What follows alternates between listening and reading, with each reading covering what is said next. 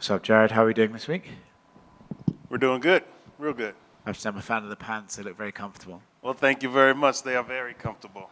I've gotten a couple of comments from them too. So There you go. Yeah. Setting trends. I picked right. I chose them wisely, if you will. At this point, does it kind of feel you're crossing the names off the middleweight rankings one by one, and Marvin Vettori is just the next logical guy for you to meet in the cage? Well, I feel like he was one of the last ones. So one of the last guys at the top of the division who I've gotten to the octagon with. And I felt like it was only a matter of time before we crossed paths. So I wouldn't say that I'm crossing names off. You know, that sounds a bit pretentious if you know. But sure. Is it a funny one where, because you guys are in the division and the top half of that division is so strongly held there, right? You guys are always going to be just neck and neck. Is it one of those ones where, oh, well, I've had to be watching this guy for basically his whole career, so I kind of know what to expect when we do fight? To a certain degree, yes. But no, man, can't really go into any of these fights expecting anything, or you're going to be surprised. So I'm just going to be more open-minded and, just be more open-minded, prepared for anything that he brings. I'm going to leave it at that. Okay. Yeah. He's, I feel like a lot of people kind of just brand him as like, he's a grappler, he comes wrestle heavy because of the way he fought Adesanya, but then against Paulo Costa in this very building, he just went for a massive stand-up war. So do you kind of, like you just said, have to be ready for everything, but are you kind of in your mind thinking, well, I'm pretty dangerous on the feet, he's probably more likely to go this way, or are you thinking, well, maybe he wants to prove something to try and get that Izzy fight back, he'll maybe go this way? What are your sort of predictions almost? I would say a general consensus is the guys are going to want to try to wrestle me unless they're just stand-up guys, you know. So, but who knows? You know, like again, I'm not going into this fight with any expectations except for me performing to the best of my ability and getting that finish. That's what I'm going for. So, if he does want to grapple, it'll be to his detriment. Anybody who's ever tried to grapple me, if he's watched my fights, it's been to their detriment. You know, it hasn't been easy to hold me down, and it's gonna be damn near impossible to get me down now because I feel like I've grown a lot in that area, and you may even see me take him down. To be honest. I'm sure he'll love hearing that. He's a kind of a fiery character. What do you make of him as a personality? You know, I remember when he fought Israel, his press conference was wild. He seems like a guy who kind of switches pretty quickly. Do you make much of him as a personality? He is who he is. You know, he's got all the confidence in the world in himself, and rightfully so. You know, he's put in a lot of work. He's been in, like you say, he's been in the top of the division for a long time. So, you know, I ran into him yesterday. It's a little minor small talk. I asked him how he was doing. He responded respectfully, and I shook his hand and, you know, expressed that it was definitely going to be a pleasure and an honor to get into the cage with one of the best in the division. And he sort of reciprocated, you know what I mean? So it's all respect from me, you know what I mean? I respect any man who's walking the same path that I'm walking, you know, walking a similar path that I'm walking. I'm no hater, you know what I mean? So I ain't got no hate towards the man. I don't have to be angry with him to go in there and do what I have to do to get that finish and put a hurting on him. So this is all business as far as that goes. But I don't wish nothing ill upon him, you know what I mean? So he is who he is, and we all have that, you know, God-given right to be who we want to be. And I don't see him doing anything that I would deem, you know, that will put him on the executioner's block, if you will. So, yeah, there it is. You've mentioned the word finish twice now. He is a notoriously hard guy to finish. He's eaten crazy shots. Rob Whittaker was teeing off on him for a while. You know, Paulo Costa hit him with some big bombs. You know, he's not a guy who goes away easy. What is it about you that can sort of break the chin, if you want, of Marvin Vettori? Well, I punch pretty hard, and I'm getting pretty good at making my fists connect to guys' chin. Not only my fists, but my shins, my feet, knees, and elbows. If I get them on the ground, it's definitely going to be some elbows coming down, if you will.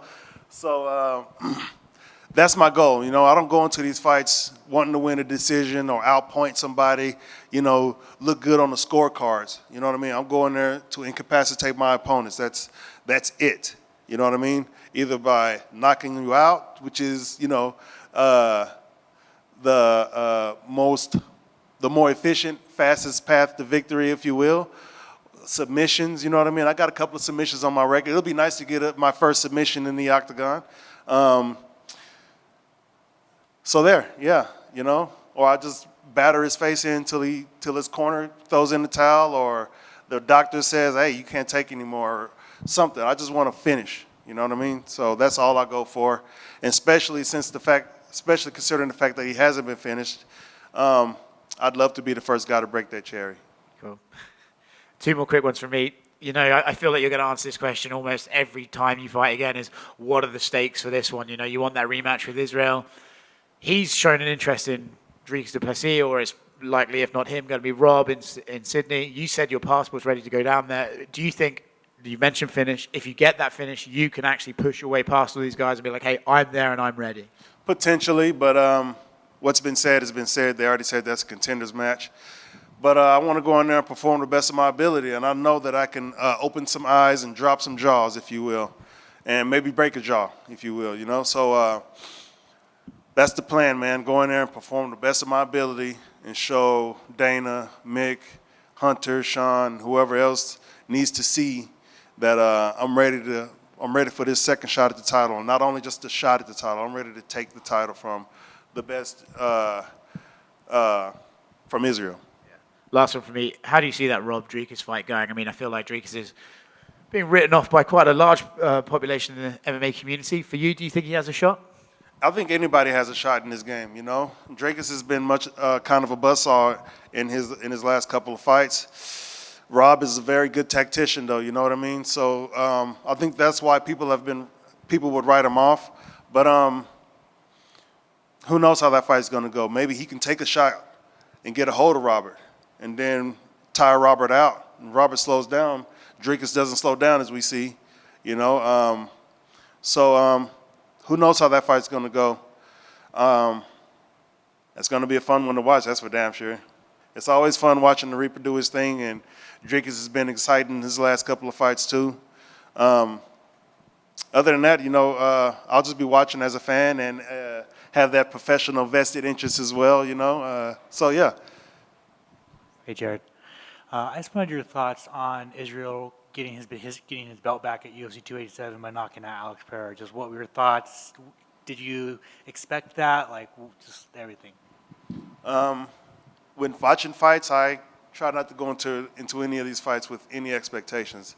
I hold true to the fact that I've said, hold true to my statement that these fights can go anyway. You know what I mean? All of us here at the top of the division have a very good chance of getting the win. You know, so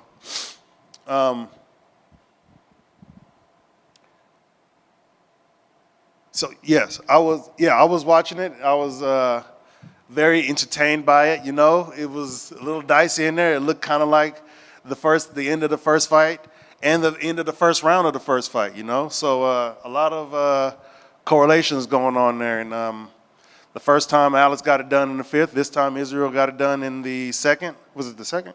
Yeah, the second round. And it was like a similar scenario, and it was like, you know, he was had his back against the fence, doing his thing, moving, and hit him with that counter, and then followed up with some more good shots, you know, finished the job and got his belt back. So we all love watching those moments of triumph in the octagon, you know, so no different here. It was definitely exciting to watch and entertaining to watch, and good for him. I also want your thoughts on Paulo Costa, Sean Strickland, 2 top 7 middleweights. They're fighting unranked Russians in their next fight. Do you think like what are your thoughts on that? Like, do you think it's warranted? Do you think it's the UFC's doing it to bring more blood into the division? Like, what's up? That's what I think. I think they're trying to build up the middleweight division. You know, they have some good prospects. The top 5 and top 10 have knocked down all the coming prospects, so UFC needs some new prospects. So that's definitely I feel like that's what they're trying to do. I could be wrong. You know, I'm not in the office talking to these guys, making these decisions. So, but that's what it looks like from the outside, you know. And finally, for me, MMA Lab, bunch of very, very bright prospects. Your boy Abdul Kamara. I just wanted to know, like, what's the vibe in there, and if there's any fighters that you'd like to spotlight that haven't got it yet. Well, one of our monikers is 1% every day, and the lab has been open since 2007. So you count those number of days, that's the number of percents we've been getting good. So, yeah, the energy in there is incredible, you know. I've told them, and I'll say it here on the microphone, that I feel like I've had the best camp since moving down to Phoenix, this camp right here. And I attribute that to my teammates, you know what I mean, my coaches, my condition, all the conditioning that my teammates have got me in, Jared, Al, all those guys, you know, they get me prepared for these fights, 5-round fights, main events, the energy that we bring in there, every day we work, the program in itself, you know what I mean, is going to create champions. So we got a bunch of guys coming up. You mentioned Abdul already. I cornered him in his last fight. I'll probably be cornering him in his next fight. You know, Eric McConaughey, I cornered him in his last fight, so he's cornering me in this fight. And just we've got a couple more big guys in there. Alec, who cornered Eric Anders in his last fight, you know. Those are just the guys who are my size, you know what I mean? And when I first got there, I was one of the biggest guys there. All the little guys I was looking at, you know what I'm saying, I was training with. So you guys just saw the Maniac, Marcus McGee, make his debut and do his thing in there. You mentioned Abdul, you know what I mean? And Ho is doing his thing. We got a few guys in other divisions, Bryce Meredith, Mike Hamill, who fights this weekend. Who else? I wish I could just name them all, man, but the whole team, the MMA Lab is growing big time, you know what I mean? Mario, I can't forget him. He's one of the leaders in there who I look up to, and who I look to, and Kyler is doing his thing, you know what I mean? I get good rounds with him. Talon is in there. I get good rounds with him. Caleb, who gave me some good rounds this go around. Buzzsaw Besnick is doing his thing. We're all growing big time, you know, and I've grown too, even though Coach says this a lot. You know, when you get to the top, growth is incremental at best. You know, but this camp, like I said, I feel like I've grown a lot. You know what I mean? So in many different aspects of mixed martial arts. So I'm excited to show up and show out and let the world know that the lab is still getting better. If you didn't think we was good when Benson made his reign, if you knew we was good when Benson made his reign, we've only kept getting better. So y'all better watch out there. Thank you, Jared.